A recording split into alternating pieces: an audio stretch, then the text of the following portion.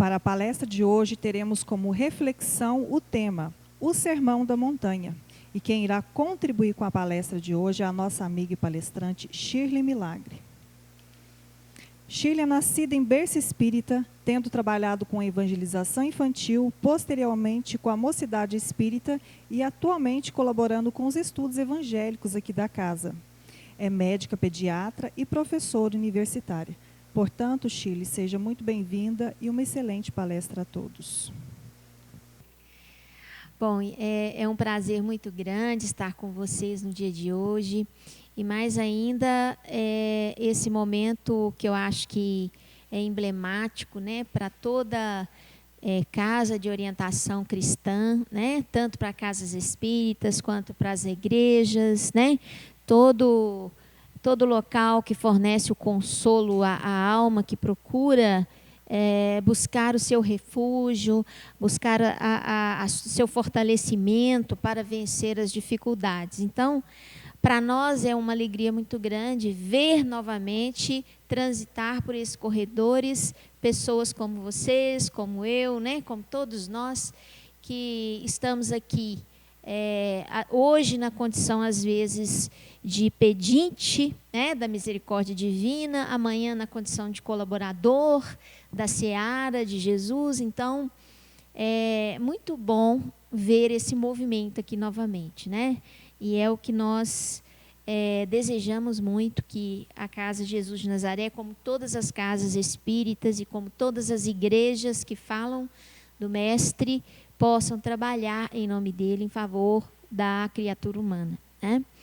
E hoje nós vamos falar de uma parte do Evangelho muito significativa, que foi o Sermão da Montanha. Foi quando Jesus subiu ao monte e os discípulos o acompanharam, né? E lá desse monte ele então fez uma explanação sobre a condição que é necessário que nós trabalhemos, que nós conquistemos, para que nós alcancemos essa bênção que se chama bem-aventurança, né? Bom, vamos ver se vai dar certo aqui. O Sermão da Montanha, a gente vai encontrar ele lá no Evangelho de São Mateus, no capítulo 5, tá? E ele é um capítulo extenso. Se vocês forem folhear hoje o Novo Testamento em casa, a Bíblia, vocês vão perceber que ele é bem grande, né? E ele trata de vários assuntos. E o primeiro assunto que Jesus toca no Sermão da Montanha é exatamente as bem-aventuranças. E como nós estamos todos vivendo um momento difícil, né? Um momento aí da pandemia, onde muitas famílias perderam entes queridos, e às vezes mais de um na mesma família, onde muitas criaturas perderam a sua subsistência, a sua condição de sobrevivência, né?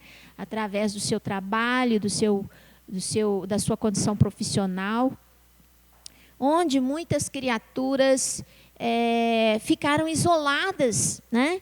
Completamente isoladas, porque os filhos não podiam estar com eles, né? Os idosos, aquelas criaturas adoentadas. Então, a condição da humanidade ficou, do ponto de vista espiritual, do ponto de vista emocional, bastante carente, né? Então, é um momento muito bom da gente ler o capítulo 5 do Evangelho de São Mateus, onde Jesus, vendo a multidão, quer dizer, ele observa as nossas necessidades, ele percebe as nossas dificuldades, a nossa angústia, né? E aí ele sobe ao monte, né? Ele sobe ao monte, dele se aproximam os discípulos, e então Jesus começa a citar as bem-aventuranças, a consolar aqueles aflitos que estão ali ao seu redor. E subir ao monte significa exatamente a necessidade que nós temos quando nós estamos angustiados, feridos, necessitados, elevar um pouco mais a nossa vibração em busca de amparo. muito mais eficaz o auxílio da espiritualidade àqueles que fazem o esforço de ir ao encontro dessa espiritualidade. Então, subir ao monte já sinaliza para a gente que nós precisamos fazer algum grau de esforço para obter, né, por parte da vida e por parte do Cristo, as bênçãos e os recursos para sanar os nossos desafios. E nós precisamos nos aproximar de Cristo como fizeram os seus discípulos, numa simbologia que, para nós sermos realmente ajudados e a nossa realidade mudar, nós precisamos ir de encontro ao Cristo e à sua proposta de amor, porque enquanto nós estivermos rebeldes dentro da lei de amor, quando nós estivermos negligenciando os nossos recursos amorosos, nós estaremos distantes também daqueles recursos da providência divina em nosso favor, né? Nós estaremos dificultando a providência divina trabalhar em nosso favor. Então, Jesus, abrindo a boca, ensinava, dizendo: bem-aventurados os pobres de espírito, porque deles é o reino dos céus. Vejam só que interessante que Jesus começou o Sermão da Montanha já se referindo à primeira qualidade, à primeira virtude que a criatura humana deve procurar, deve se esforçar em conquistar, que é a humildade. Então, pobres de espírito, nesse sentido, significa exatamente a condição da verdadeira humildade, não a falsa humildade. Existe a falsa humildade, onde eu me coloco numa posição humilde para que todo mundo preste atenção em mim. Então, uma humildade vaidosa não é humildade. A humildade verdadeira, ela está atrelada à simplicidade. E ela é pacífica. A humildade verdadeira é quando a criatura reconhece que ela pode muito em favor do outro e, ao mesmo tempo, necessita muito receber. É essa a humildade verdadeira. E reconhecer a paternidade divina é o primeiro passo dado em direção ao recebimento das bênçãos da providência divina. Então, nós precisamos nos colocar numa condição de humildade para recebermos essas bênçãos, porque a humildade, ela faz parte desse reconhecimento. Nós entendermos que somos filhos de Deus em evolução e, portanto, ainda necessitados de amparo, como qualquer filho necessita do seu pai. No versículo 4, em seguida à humildade, Jesus coloca para nós: bem-aventurados os que choram, porque eles serão consolados. Mas será que nós precisamos ser tristes na terra para sermos felizes fora dela? Não é isso. O bem-aventurados os que choram é quando, na condição em que você chora, quando você sente uma tristeza profunda, naturalmente você deve estar passando por um momento de muita dor. O chorar significa expurgar. Então, toda dor intensa é uma provação ou expiação, e ela tem como consequência a regeneração e a recuperação. Então, a dor, do ponto de vista espiritual, ela é uma professora, é uma pedagoga para nós espíritos muitas vezes rebeldes. Mas para nós que estamos aqui na Terra e que nós buscamos apenas o prazer do corpo, o prazer da alma, né? Nós reconhecemos na dor algo que nos desafia, que nos tira aquilo que nós queremos. Então, nós não vemos a dor com bons olhos. Nós vemos como algo que nos contraria a vontade, né? Vai de encontro à nossa vaidade, vai de encontro ao nosso orgulho, ao nosso egoísmo, né? Então, nós precisamos mudar a visão da dor. A dor, para nós, ainda é uma maneira de nós regenerarmos, refazermos o caminho evolutivo, no sentido de aperfeiçoarmos e no sentido de devolvermos a alguém aquilo que nós tiramos em alguma ocasião na nossa relação com esta criatura, né? E chorar, quando não é dor profunda, é arrependimento, né? E isso é extremamente relevante. A criatura, quando chora com arrependimento sincero, ela está dando um passo largo em direção à sua evolução espiritual, em direção ao seu progresso espiritual. E por que eles são consolados, né? Consolados em que sentido? Que diante da dor, e diante do arrependimento, eu devo ser capaz de compreender, de entender e, sobretudo, de ter a esperança de dias melhores. É só desta forma, com o entendimento da dor, com o entendimento do erro, que nós vamos conseguir, inclusive, trabalhar em nós o próprio perdão pelas faltas cometidas, né? E nós vamos ter entendimento e vamos ter esperança. Mas diz Jesus no versículo 5, bem-aventurados os mansos, né? Então nós já vimos que para nós sermos bem-aventurados precisamos ter a humildade, precisamos também ter o arrependimento, precisamos aceitar a dor como professora da alma e precisamos cultivar a mansidão, né? A mansidão, ela significa uma atitude que tem como base a paciência, a tolerância, né? A confiança, sobretudo, porque o manso, ele tem confiança na providência divina. Ele sabe que tudo o que vai transcorrer com a permissão dessa inteligência suprema, que é a causa primária de todas as coisas.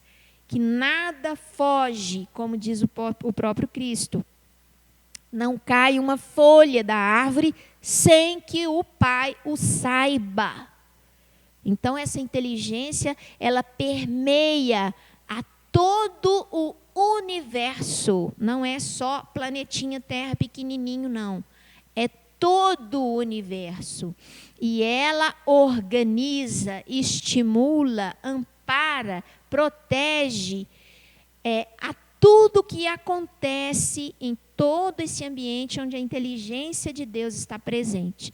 E se nós temos confiança na onipresença divina, então nós nos tornamos mansos, porque nós não ficamos angustiados, ansiosos, irritados com aquilo que vem se sucedendo, né, através dos dias em nossa vida. Nós procuramos analisar com cuidado, com sabedoria, para retirar dali o aprendizado que a nossa alma precisa. Eu costumo dizer que quando nós aprendemos a virtude que nós precisamos aprender, a dor que nos faz aprender aquilo desaparece. E com ela o problema. Então, o problema muitas vezes vai ser resolvido quando nós entendermos que nós precisamos desenvolver uma habilidade relacionada àquele problema. A hora que desenvolvemos aquela habilidade, esse problema desaparece, nós já aprendemos, não há necessidade. Nosso Pai não fez ninguém para ficar sofrendo, né? Nós não nascemos para sofrer, nós nascemos para ser felizes e aprendermos. Esse é o objetivo da vida, né? E por que nós precisamos ser mansos, né? Porque eles herdarão a terra, né?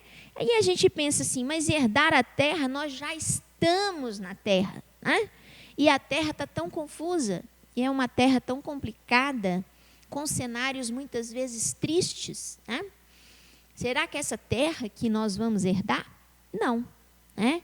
Essa terra proposta por Jesus é o planeta diferente desse, né? É um planeta que evoluiu, é uma terra de regeneração, e nós vamos receber essa terra por dádiva, a oportunidade de participar de uma nova era, mas também com a responsabilidade da tutoria desse local.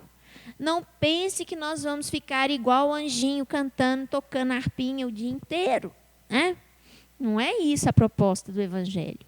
A proposta do Evangelho é movimento, é progresso, é acionar a tecnologia, é avançar, é atuar sobre a matéria, fazendo com que essa matéria se aperfeiçoe cada vez mais para servir a mente que vai se abrilhantando. Essa é a nossa função. E nós vamos estar participando de uma terra regenerada, melhor, mas teremos responsabilidades, porque nós seremos tutores dessa herança, né? E como tutor dessa herança, nós teremos que agir de acordo com o que esse planeta pede de nós, em termos de comportamento, de mentação, né? De trabalho, tanto físico quanto espiritual. E aí Jesus diz que bem-aventurados os que têm fome e sede de justiça, porque eles serão fartos, né? E a gente pergunta assim, nossa, mas realmente, principalmente aqui no nosso país, Brasil, nós estamos precisando de uma justiça melhor, né? Entretanto, Jesus, quando se refere fome e sede de justiça, ele não se refere à justiça humana, né? A justiça da vida material, que ela se faz pelas leis da matéria aqui, pelos interesses ligados ao funcionamento da vida material. Ele fala de uma justiça divina, né? E essa justiça divina obedece às leis espirituais de causa e efeito. A lei da reencarnação, a lei da evolução, né? A todas as leis que estão relacionadas ao progresso, por exemplo, à destruição, né? Então, quando Jesus fala de justiça, ele se refere à lei divina e não às leis materiais. E é por isso que nós temos que entender que muitas vezes aquilo que nos parece uma grande injustiça, nada mais é que, do ponto de vista da lei divina, um mecanismo de ajuste espiritual. Aquilo que nos parece uma grande injustiça, muitas vezes é a providência divina utilizando aquele mecanismo para executar um progresso em determinado grupo de pessoas, ou em determinada família, ou em determinada pessoa. Então, a gente sempre tem que refletir qual a justiça que nós procuramos. Será que é essa justiça que Jesus está nos oferecendo? Porque aqui ele nos oferece é a que nós tenhamos compreensão das leis divinas e como elas se cumprem. E não o atendimento aos nossos interesses materiais. Muitas vezes nós estamos aqui nós buscamos justiça para atender aos nossos interesses? Ou as propostas de evolução que a lei divina coloca? Muitas vezes a proposta de evolução da lei divina se refere a nós, por exemplo, né, perdermos um bem material para alguém, né, sem conseguir ser ressarcido daquilo. Né? Às vezes é nós perdermos a nossa casa, às vezes é nós perdermos o nosso carro, é nós sermos furtados, né? O que nos parece uma grande injustiça. Mas pode ser esse o mecanismo da lei divina para o nosso espírito, para desenvolvermos a confiança, para desenvolvermos a perseverança, para desenvolvermos a pacificação, né? A fé, solidificar a fé. Então, a justiça divina, muitas vezes, é diferente da justiça humana.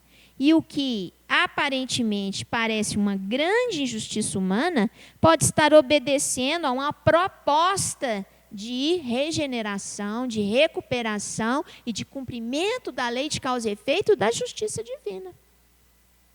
E é por isso que nós seremos fartos, se nós conseguimos entender essa justiça e buscarmos ela, a justiça divina e não a justiça dos homens, né? Bem-aventurados os misericordiosos, porque eles alcançarão misericórdia. Ora, a misericórdia, Jesus já falou de outra forma isso aqui. Ele falou: você deve perdoar ao seu irmão não só 7 vezes, mas 70 vezes 7 vezes. E se não perdoardes aquele que falhou com você, você não merece ser perdoado, né? Você não será perdoado. Tem, inclusive, uma parábola que trata disso, que é aquele homem que devia muito dinheiro para alguém, né? Para o seu patrão, e aí o patrão exigia que ele pagasse essa fortuna, ele não tinha esse dinheiro, pediu, suplicou, por favor, espera um tempo, me dá um tempo para eu te pagar. Então o patrão perdoou essa dívida e ele, nesse mesmo momento, ele saiu dali e ele foi exigir de outro, né, de um amigo que lhe devia algum dinheiro, que lhe pagasse tudo, e o amigo não tinha, e ele, então, agiu com violência para esse amigo. O patrão ficou sabendo, mandou chamá-lo e disse: por que você fez isso? Se eu te perdoei, por que você não perdoou? É uma parábola, né? Mas que está ilustrando bastante isso aqui. Misericórdia, ela existe quando existe perdão, né? E quando eu perdoo ao meu próximo, né, não pense vocês que quando eu perdoo alguém, esse alguém está se beneficiando desse perdão. Não. Quem está se beneficiando desse perdão é você. Porque aquele alguém que você perdoou, ele vai carregar o fardo da culpa. E ele vai ter que se livrar desse fardo fazendo alguma coisa em benefício, lei de causa e efeito. Para ele se livrar desse fardo, ele precisa colocar no lugar desse fardo algo muito melhor e muito bom que ele tenha feito para compensar o fardo que ele tem que se livrar dele, para se perdoar. Quando você perdoa o outro, você perdoa a si mesmo. Você se torna uma criatura mansa, pacífica, tranquila. É quando você vê o outro com os olhos diferentes, ok? Então, perdoar é o básico para ser feliz. Quando eu não perdoo a quem me fez algum mal, eu fico revivendo toda aquela cena, eu fico revivendo toda aquela dor, eu fico revivendo todo o sofrimento que deriva da falta do perdão. É como se eu estivesse passando por tudo aquilo o tempo todo. E isso é o que acontece. Se eu perdoo, eu estou me desvinculando do sofrimento que está atrelado àquela situação. E se eu me desvinculo desse sofrimento, eu estou fazendo o básico para ser feliz, né? Quanto mais eu sou rigoroso com o meu próximo, quanto mais eu sou enérgico com o meu próximo, quanto mais duro eu sou moralmente com o meu próximo, menos perdão eu vou conseguir dar. E eu, quando ofereço menos perdão, mais atrelado, algemado, ligado, arrastado pela dor e pelo sofrimento, ou pelo desequilíbrio, ou mesmo pela negatividade que envolve a situação, eu vou estar atrelado, mais ligado, eu vou ter menos paz, né? Então, o perdão, bem-aventurados e misericordiosos, porque alcançarão misericórdia dentro de si mesmo, vai se libertar do sofrimento que envolve aquela situação, né? No versículo 8, bem-aventurados os limpos de coração, porque eles verão a Deus, né?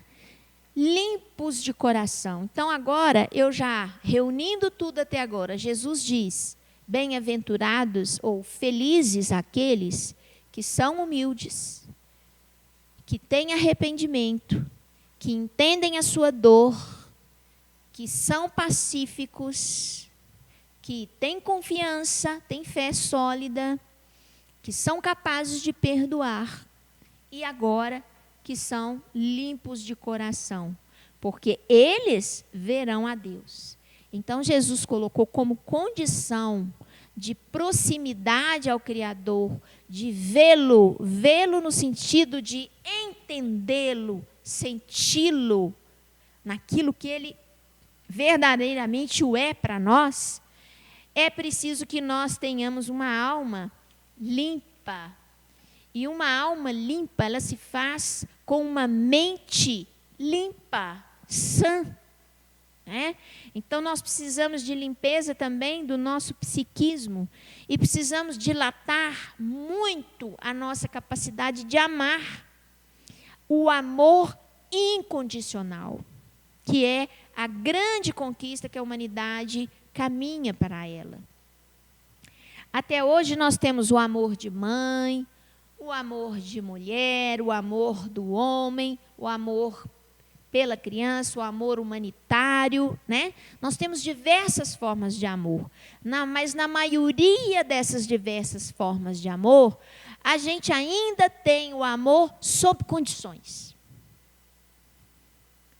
A primeira coisa, tem que atender a determinadas condições, porque senão eu não consigo amar.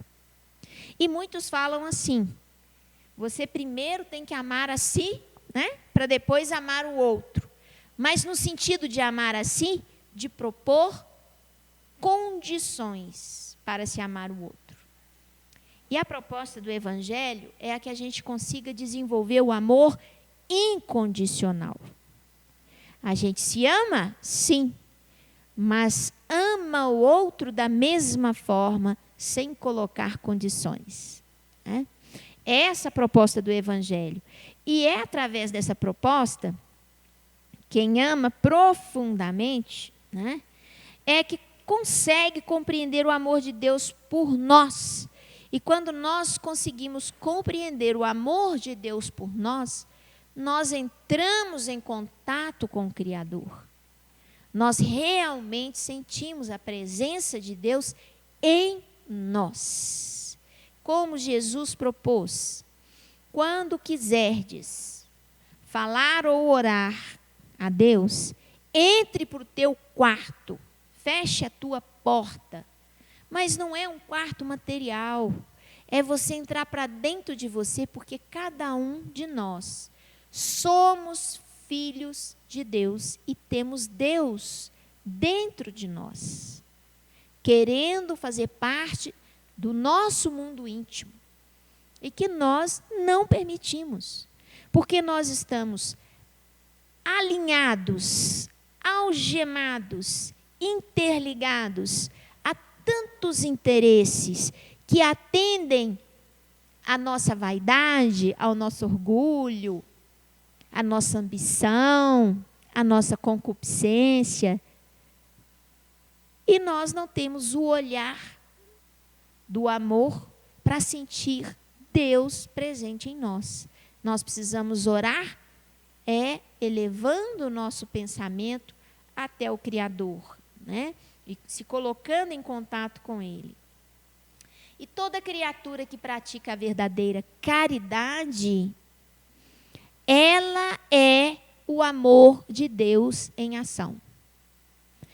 Todos nós, no momento que nós fazemos algo em que atendemos ao outro, sem pensar nada em troca, simplesmente pela vontade de ser útil, nós estamos colocando o amor de Deus em ação. Porque essa é a proposta, né? Essa é a proposta do Evangelho. Bem-aventurados os pacificadores, porque eles serão chamados filhos de Deus. É interessante porque antes Jesus falou, bem-aventurados os mansos. E ele fez diferença. Existe diferença entre manso e pacificador? Existe. Porque o manso, ele simboliza mais uma criatura passiva, que recebe. O pacificador é uma criatura ativa, que atua. Ele é pacificador, né? Então, toda criatura que se torna agentes da paz serão chamados filhos de Deus. Portanto, nós todos temos que estar numa luta moral constante dentro de nós, para conseguirmos atender à necessidade de pacificação. E essa pacificação, muitas vezes, pode ser você chamar a atenção do seu filho. Pode ser você, muitas vezes, impedir que ele faça algo que não deveria fazer. Não é? Então, a pacificação não quer dizer necessariamente que esta criatura, ela seja completamente, vamos dizer assim, que atenda apenas a fluidez, a paz, a serenidade, né? Jesus, em alguns momentos, ele precisou de ser enérgico, não é? Mas é a energia do amor, onde a proposta não é constranger o outro, a proposta não é humilhar o outro, a proposta não é você se sentir superior ao outro, a proposta é elevar o outro, é resgatá-lo da condição que ele está, é melhorar a condição em que ele se encontra, não é? E muitas vezes temos que usar de energia para fazer isso, nem sempre é serenidade, né? Bom, Jesus mesmo disse que ele não veio trazer a paz, né? Olha que interessante. Primeiro Jesus fala, eu não vim trazer a paz, mas eu vim trazer a espada. E aqui ele fala, bem-aventurados os pacificadores. Fica parecendo uma incongruência, mas o próprio Cristo explicou, eu vos dou a paz, eu vos deixo a paz, mas não a paz que o mundo vos dá. Porque a proposta de paz é uma luta moral constante entre nós, dentro do nosso coração, onde nós estamos constantemente nos esforçando para domar as nossas más inclinações, onde estamos constantemente conversando conosco mesmo. Será que eu devo fazer isso? Eu devo fazer isso por qual motivo?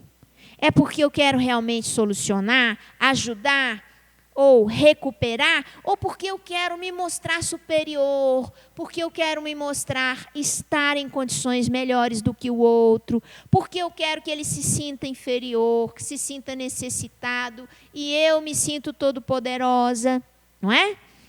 Bom, então, nós temos que fazer sempre essa análise.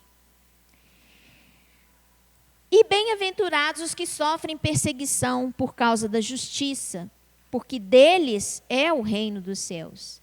Então, ao mesmo tempo que Jesus disse, bem-aventurados os que têm fome e sede de justiça, que vão ser saciados, ele diz que aqueles que sofrem perseguição pela justiça, né, é deles o reino dos céus. Parece uma incoerência, não é? Mas aqui, mais uma vez, Jesus deixa claro que a justiça divina é diferente da justiça humana. E essa perseguição pela justiça, muitas vezes ela está implícita em sermos observados. Perseguir significa seguir alguém com persistência, observar aquela criatura e a sua trajetória, né? Então, o que eles observam? Eles observam o cumprimento da justiça. De qual justiça? Da justiça divina, né? Não da justiça dos homens.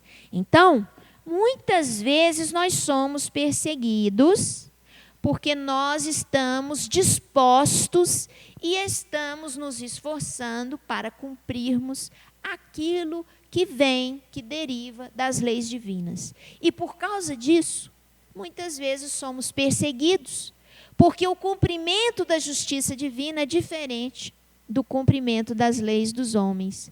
Muitos ainda dizem olho por olho, dente por dente. Mas Jesus, na lei divina, fala, se o teu olho é motivo de escândalo, arrancai-o. Então, amai o próximo como a si mesmo. Se alguém toma-lhe a túnica, toma-lhe a veste, dê-lhe também a túnica. Se alguém pede a você, caminhe 1000 passos comigo, caminhe com ele 2000. Olha só o que Jesus nos pede. E olha só o que a justiça divina, a justiça dos homens, nos pede, né? E muitas vezes nós, como cristãos, e tendo essa fé e cultivando o cristianismo em nós, muitas vezes nós somos ridicularizados, né? Somos julgados como fracos, como os bobos da corte, como o coitadinho que não reage, que não faz nada, que sorri para todo mundo, né? Nós somos nomeados muitas vezes, né? Aquele ali, coitado, né? Ele é um coitado, né? Então, pela justiça dos homens, muitas vezes nós somos perseguidos, nós somos referenciados de maneira inadequada. E é por isso que deles é o reino dos céus, porque aquela criatura que não está de acordo com as vaidades, o orgulho, o egoísmo humano, é a criatura que é candidata ao planeta de regeneração. Aquele que não está se adequando à situação e que foge dela, é a criatura que provavelmente vai estar muito bem no planeta de regeneração, né? É um forte candidato a conseguir ficar naquele planeta de regeneração. Porque o planeta, gente, de regeneração, ele pede de nós condutas, sentimentos, movimentos que estejam de acordo com a lei divina, não é? E se nós não nos movemos de acordo com a lei divina, nós estamos desafinados, nós estamos precisando das lições e vamos precisar de prosseguir a evolução em outro planeta que também seja de prova e expiação, né? Então, o reino dos céus são para aqueles que já sabem, compreendem, entendem e cumprem a proposta de amor das leis divinas. Bem-aventurados sois vós quando vos injuriarem, perseguirem e mentindo disserem todo mal contra vós por minha causa. Então, finalmente, Jesus encerra, né, dizendo que a conquista de todas essas virtudes morais vai gerar um homem que está dissociado da proposta das leis humanas. E muitas vezes vocês serão perseguidos, injuriados, caluniados, né? E muitas vezes vão dizer todas as espécies de mal sobre vocês, né? Mas isso é sinal que você está conseguindo seguir a causa cristã, se adequar às propostas divinas, né? E fazer parte desse rebanho. Ser cristão hoje, muitas vezes, é ser desacreditado, é ser criticado, né? É dizer que vivemos num mundo que não é o mundo real, que vivemos um mundo imaginário, né? E, na verdade, nós sabemos que a Terra, ela tem essa proposta, exatamente de nos fazer caminhar para isso. E finalizando, que o nosso tempo já esgotou, né? Nós gostaríamos de trazer a última frase de Jesus quando ele fala que nós seremos perseguidos. Então, depois que nós sofrermos tanto por ele, né? Ele diz: exultai, alegrai-vos, porque grande é o vosso galardão nos céus, porque assim perseguiram os profetas que foram antes de vós, né? Ou seja, vamos ter confiança, vamos ter alegria, porque apesar de todos os reveses e dificuldades a que somos submetidos, nós teremos o nosso galardão, ou seja, a nossa glória, a nossa compensação, ou aquela homenagem que a própria lei divina nos faz como filhos de Deus e representantes da vontade do Pai no universo, né? Então, tenhamos persistência, tenhamos paciência, né? E toda vez que nós tivermos grandes desafios, vamos procurar ler o capítulo 5 de Mateus e refletir um pouco sobre as promessas de Cristo. Bom, eu agradeço a vocês, é o que eu tinha para trazer no dia de hoje, né? E convido para que todos, então, tenham a oportunidade de ler lá Mateus capítulo 5, né? Que é um capítulo muito maior do que esse, tem muito mais coisas que Jesus disse, mas no nosso tempo exíguo eu resolvi trazer só as bem-aventuranças. Muita paz a todos, então, e tenham uma ótima noite.